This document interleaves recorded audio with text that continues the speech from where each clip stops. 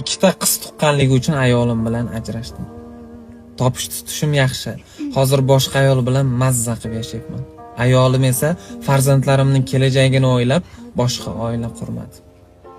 Kimdir bolalarim haqida so'rasa, "Ha, aliment to'layapman" deya o'zimni va ularni aldayman. Vaholanki, arzon oylikdan soxta hujjat to'g'irlaganman.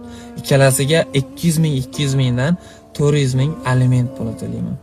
Menimcha bu ularni hattoki oyoq kiyimiga ham yetmasa kerak.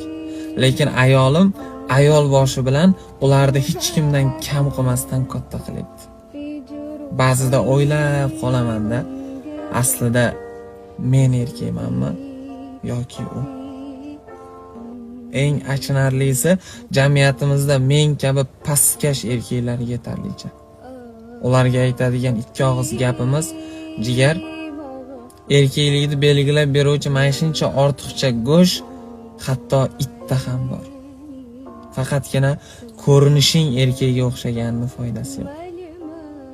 Agar gaplarim kimningdir ko'ngliga og'ir botgan bo'lsa, men xursandman.